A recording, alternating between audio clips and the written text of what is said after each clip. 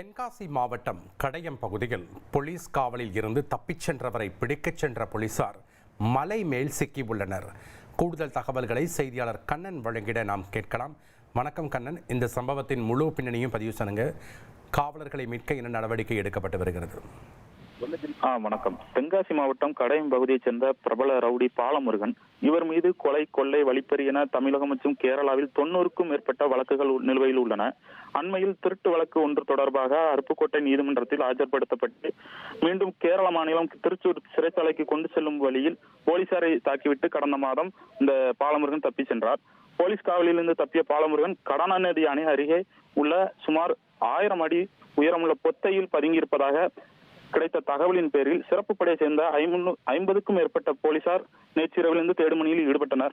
இரவு நேரத்தில் பலத்த மழை கொட்டிய போதிலும் சக்தி வாய்ந்த லேசர் விளக்குகள் உதவியுடன் போலீசார் மலைப்பகுதியில் ஏறி தேடினர். இந்த நிலையில் பாறையில் செங்குத்தான பகுதியில் ஏறிய 5 காவலர்கள் மீண்டும் இறங்க முடியாமல் சிக்கிக் கொண்டனர். சுமார் 1000 அடிக்கு மேல் உயரத்தில் பொத்தையின் நடுப்பகுதியில் அவர்கள் தொங்கிக் கொண்டிருப்பதால் மீட்பு பணி சுணங்கம் நீடித்தது. உடனடியாக ஆலங்குளம் மற்றும் தென்காசி தீயணைப்பு மற்றும் மீட்பு படையினர் போலீசாரை மீட்கும் பணியில் தீவிரமாக இறங்கினர்.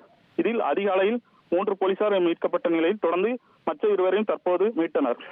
இதனிடையே மலைப்பகுதியில் சுமார் 15 மணி நேரத்துக்கும் மேலாக பதுங்கியுள்ள கைதி பாலமுருகனை தப்பி விடாமல் பிடிப்பதற்காக மலையை சுற்றி போலீசார் குவிக்கப்பட்டுள்ளனர்.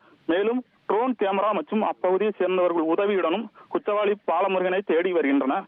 இந்த நன்றி கண்ணன், உங்களுடைய தகவல்களுக்கு.